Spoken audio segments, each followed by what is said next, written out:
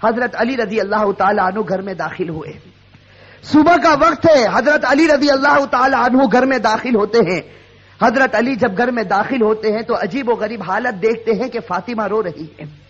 اب صبح کا وقت ہے, فاطمہ رو رہی, آنکھوں سے آنسو جاری ہے, اور حضرت علی دیکھتے ہیں کہ فاطمہ چکی پیسنے کے لیے تیار ہے, اور قریب میں پانی گرم ہو رہا ہے, اور قریب میں کپڑے رکھے ہیں جس کو دھونا ہے. اب حضرت علی حیران ہو جاتے ہیں کہ میں تو روزانہ صبح گھر میں آتا ہوں, لیکن کبھی میں نے یہ تو نہیں دیکھا کہ میری بیوی فاطمہ رو رہی ہو اور پانی گرم ہو رہا ہو, کہیں کپڑے دھلنے کی تیاری ہو رہی ہو, کہیں چکی پیسنے کی تیاری ہو رہی ہو. بس حضرت علی رضی اللہ تعالی عنہ گھبرا جاتے اور اپنی بیوی فاطمہ سے پوچھتے ہیں کہ آخر یہ کیا معاملہ ہے, یہ صبح صبح فجر کے وقت کیا عالم ہے کہ تم رو رہی ہو اور یہ ساری چیزیں تیار ہو رہی ہیں. روایت کے اندر ہے حضرت فاطمہ کوئی جواب نہیں دیتی. حضرت علی جیسے جیسے سوال کرتے فاطمہ کا رونا اور زیادہ ہو جاتا. حضرت علی بہت سوال کرتے اور فاطمہ دھاڑے مار کر روتی ہے. آخر میں حضرت علی کہتے ہیں کہ تجھے خدا کا واسطہ ہے, مجھے بتا دے تو کیوں رو رہی ہے, اور صبح میں یہ کیا حال ہے کہ پانی گرم ہوتا ہے, کہیں کپڑے دھلے جا رہے ہیں, کہیں کچھ تیاری ہو رہی, آخر کیا معاملہ ہے. بس حضرت فاطمہ رونے لگتی اور رو کر کہتی ہے کہ میں آپ سے کیا بتاؤں, رات کو میں نے خواب دیکھا. حضرت فاطمہ فرماتی ہے کہ رات کو میں نے خواب دیکھا, خواب میں میں نے میرے آقا سرکار دو عالم صلی اللہ علیہ وسلم کو دیکھا, خواب میں میں نے میرے والد نبی کو دیکھا کہ وہ کسی چیز کو تلاش کر رہے, وہ کسی چیز کو ڈھونڈ رہے ہیں. فاطمہ فرماتی ہے کہ میں نے خواب میں میرے والد سے پوچھا کہ اے میرے ابا جان, اے میرے نبی, تم کون سی چیز تلاش کرتے ہو, تم کس کو ڈھونڈتے ہو؟ تو میرے نبی, میرے ابا نے کہا کہ فاطمہ بیٹی میں تجھے ہی تلاش کر رہا ہوں, بیٹی میں تجھے ہی تلاش کرتا ہوں, میں تجھے ہی ڈھونڈ رہا ہوں. روایت کے اندر ہے کہ حضرت فاطمہ رضی اللہ تعالی عنہ یہ خواب بتاتی ہے اور اس کے بعد اپنے شوہر علی سے کہتی ہے کہ علی آج میرا یہ آخری دن ہے, میرے نبی نے, میرے والد نے مجھے بتا دیا, اب کچھ ہی دیر میں اپنے خدا کو پیاری ہونے والی ہوں, یہ میرا آخری وقت ہے. حضرت علی رضی اللہ تعالی عنہ دھاڑے مار کر روتے ہیں. روایت کے اندر ہے کہ حضرت علی پوچھتے ہیں کہ اے فاطمہ, ابھی تیرے والد کو انتقال ہوئے 6 مہینے بھی نہیں گزرے, ابھی ان کا غم ہمارے سینوں کے اندر ہے, تیرا انتقال ہو جائے گا, ہم غم کو کیسے برداشت کریں گے؟ فاطمہ جواب دیتی ہے کہ علی اپنے شوہر سے کہتی ہے کہ جس طرح میرے ابا کی وفات پر تم نے صبر کیا تھا, میری وفات پر بھی تم صبر کر لینا.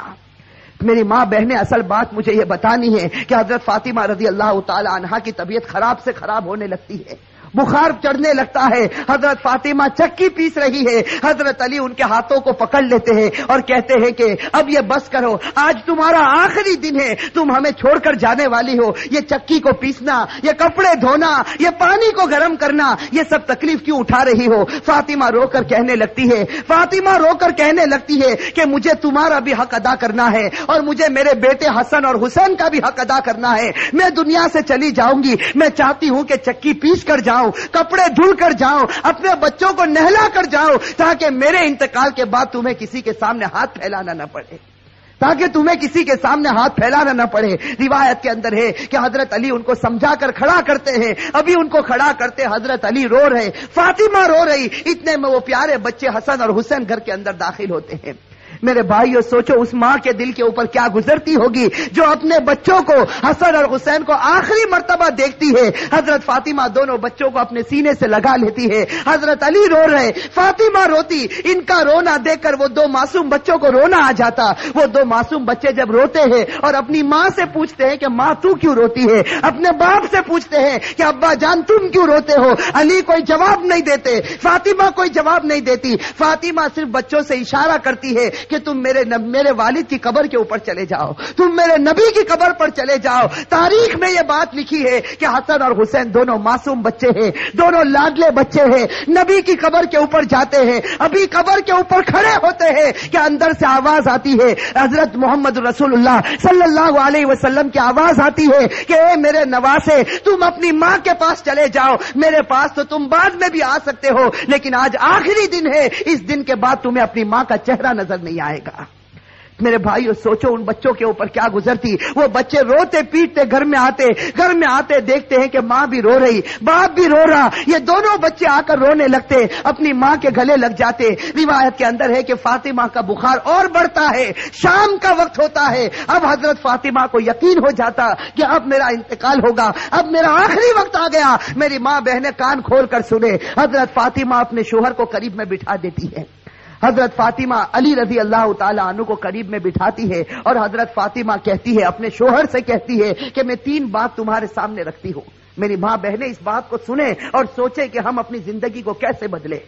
وہ فاطمہ رضی اللہ تعالی عنہا جو اللہ کے رسول کی لاڈلی تھی, وہ فاطمہ رضی اللہ تعالی عنہا جو اس امت کے واسطے اپنے پیٹ پر پتھر باندھتی تھی, وہ فاطمہ رضی اللہ تعالی عنہا پیشانی پر ہمارے نبی نے بوسا دیا, وہ فاطمہ رضی اللہ تعالی عنہا جن کے بارے میں ہمارے نبی نے کہا سیدۃ نساء اہل الجنہ فاطمہ رضی اللہ تعالی عنہا کہ جنت میں عورتوں کی اگر سردارن بنے گی تو حضرت فاطمہ رضی اللہ تعالی عنہا بنے گی. وہ فاطمہ رضی اللہ تعالی عنہا کا آخری وقت ہے, پیشانی کے اوپر پسینہ ہے, اپنے بستر پر لیٹی ہوئی ہے اور بخار بڑے زوروں کے اوپر ہے. اپنے شوہر کو قریب بٹھاتی ہے اور پہلا جملہ کہتی ہے, حضرت علی سے کہتی ہے, ان کے شوہر ہے قریب میں, معصوم بچے بیٹھے رو رہے, کبھی اپنی ماں کا منہ دیکھتے ہیں, کبھی اپنے باپ کا منہ دیکھتے ہیں. حضرت فاطمہ اپنے شوہر سے کہتی ہے کہ علی معلوم نہیں تمہارے نکاح میں آنے کے بعد میری طرف سے تم کو کتنی تکلیف پہنچی ہوگی.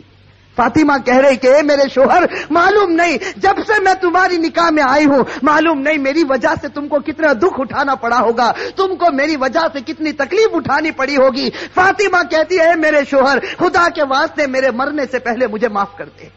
اپنے شوہر سے کہتی ہے کہ میرے مرنے سے پہلے مجھے معاف کر دے تاکہ قیامت کے میدان میں مجھے میرے نبی کے سامنے ذلیل نہ ہونا پڑے, مجھے میرے والد کے سامنے رسوا نہ ہونا پڑے. اے میرے شوہر میں نے تیرے حق میں کوتاہی کی, میں نے تیرے حق میں غلطی کی, میری طرف سے تجھے دکھ پہنچا ہے, اے میرے شوہر مجھے معاف کر دے. روایت میں ہے کہ علی دھاڑے مار کر رونے لگتے, فاطمہ کے سر پر ہاتھ پھیرتے اور کہنے لگتے فاطمہ تو غم مت کر, آج فکر میں کرتا ہوں کہ تو نبی کی بیٹی تھی لیکن میں تیرا حق ادا نہ کر سکا.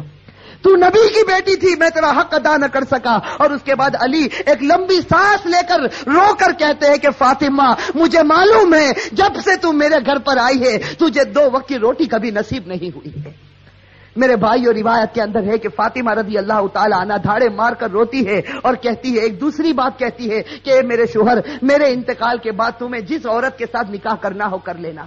فاطمہ کہتی ہے میرے انتقال کے بعد جس عورت کے ساتھ نکاح کرنا ہو کر لینا. اس کے بعد اپنے پیارے بیٹے حسن اور حسین کی طرف کر کے کہتی ہے, اور حسین کی طرف اشارہ کر کہتی ہے کہ علی کے ساتھ نکاح کرنا ہو نکاح کرنا, لیکن ایک رات میرے ان بچوں کے پاس بھی گزارنا. یہ معصوم ہے, یہ اپنا اچھا اور برا نہیں سمجھتے, جب یہ بالغ ہو جائے تو ان کو خدا کے حوالے کر دینا.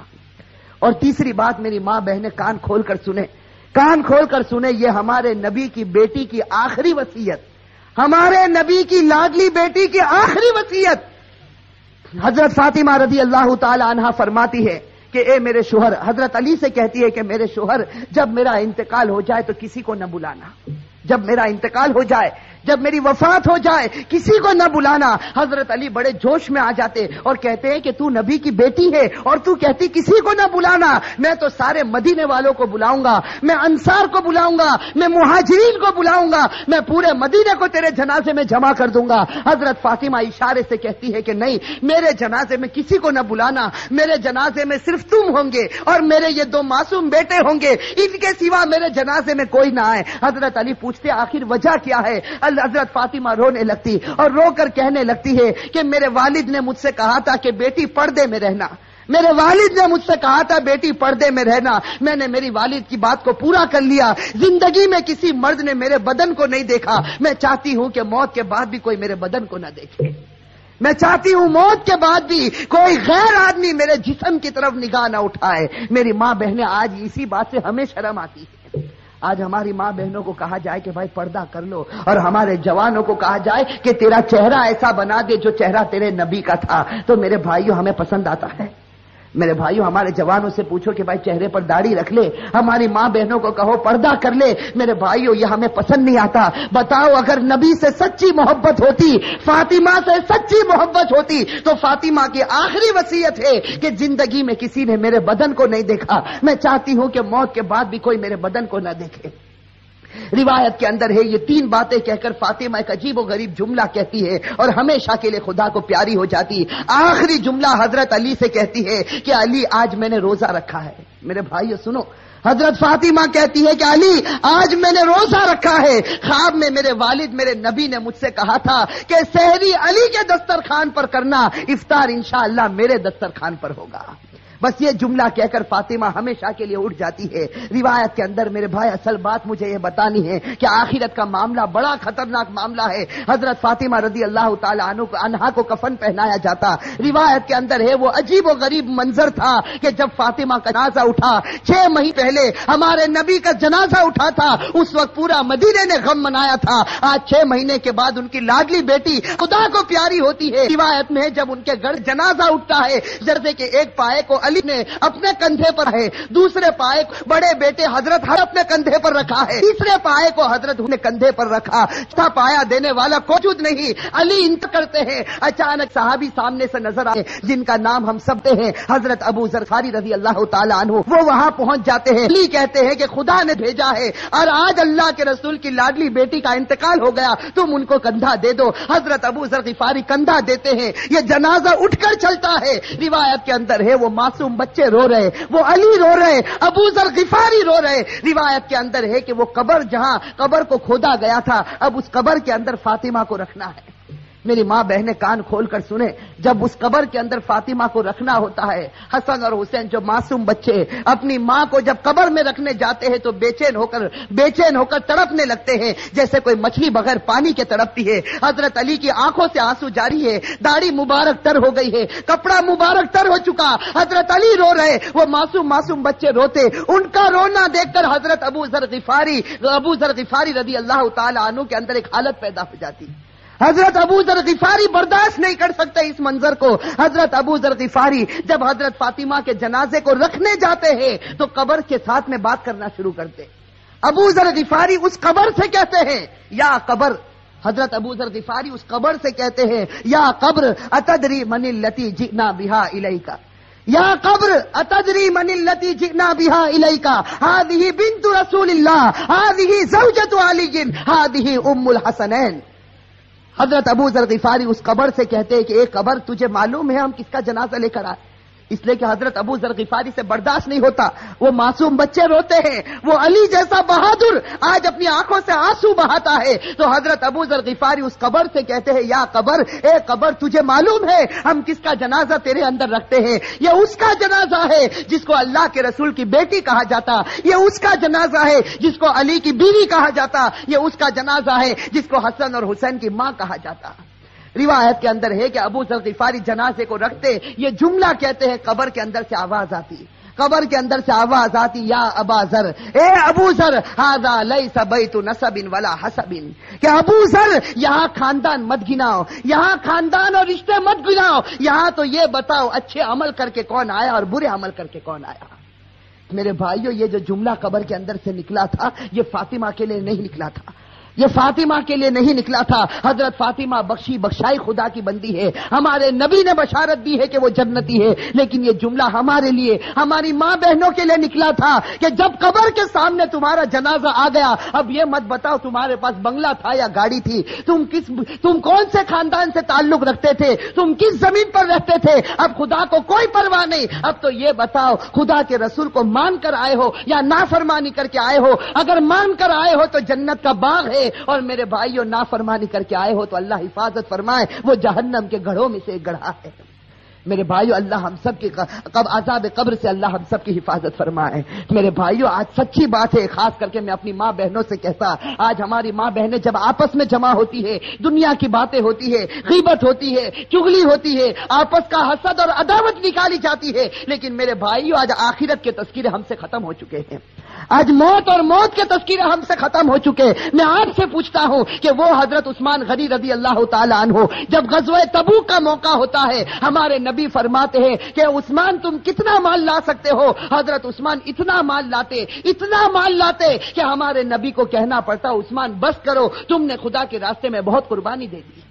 اور پھر ہمارے نبی کہتے ہیں کہ عثمان کو قریب بلاتے اور کہتے ہیں کہ عثمان آج تم نے اتنا مال دیا خدا کے راستے میں کہ خدا تم سے اتنا خوش ہو گیا کہ اگر اب تم سے کوئی گناہ ہوگا تو خدا تمہاری پکڑ نہیں کرے گا۔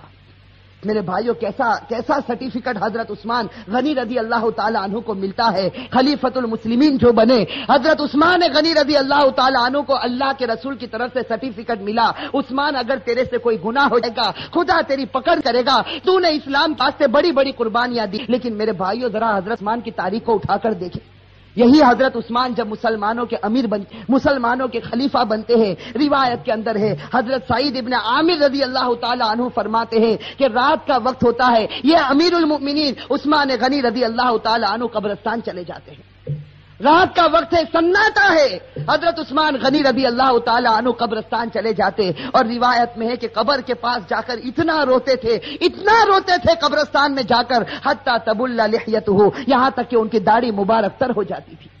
اور لوگ پوچھتے تھے، لوگ آ کر عثمان سے پوچھتے تھے تذکر الجنت والنار فلا تبکی وتبکی من ھذا، کہ عثمان تم جنت کا تذکرہ کرتے ہو، تم جہنم کا تذکرہ کرتے ہو، لیکن اتنا نہیں روتے، کیا بات ہے کہ تم قبرستان میں جاتے ہو تو اتنا روتے ہو؟ اس وقت عثمان غنی رو کر جواب دیتے تھے کہ میں نے میرے نبی کو یہ کہتے ہو سنا، ان القبر لمنزل من منازل الاخرہ فان نجا منه فما بعده اثر منه وان لم ينج منه فما بعده اشد منه۔ حضرت عثمان کہتے تھے کہ میں نے میرے نبی کو یہ کہتے ہوئے سنا ہے قبر آخرت کی منزلوں میں سب سے پہلی منزل ہے۔ میری ماں بہنیں، میرے بھائیوں، اس کو سوچو، قبر کی منزل آخرت کی منزلوں میں سب سے پہلی منزل ہے۔ عثمان غنی نے نبی کا فرمان سنا دیا، جو اس منزل میں کامیاب ہو گیا وہ سب منزلوں میں کامیاب ہو گیا، اور اللہ نہ کرے میرے بھائیوں، اللہ نہ کرے جو اس منزل میں پکڑا گیا وہ سب منزلوں میں پکڑاتا جائے گا۔ میرے بھائیو، اللہ ہم سب کی حفاظت فرمائے۔ میرے بھائیو سوچو، ایک دن ہمیں بھی مرنا ہے، ہمیں خدا کے پاس جانا ہے۔ میں میرے جوانوں سے کہتا ہوں کہ ایک ارادہ کرو، دیکھو ایک پکا سچا ارادہ کرو کہ اللہ ہم سب کو گناہوں سے بچا دے۔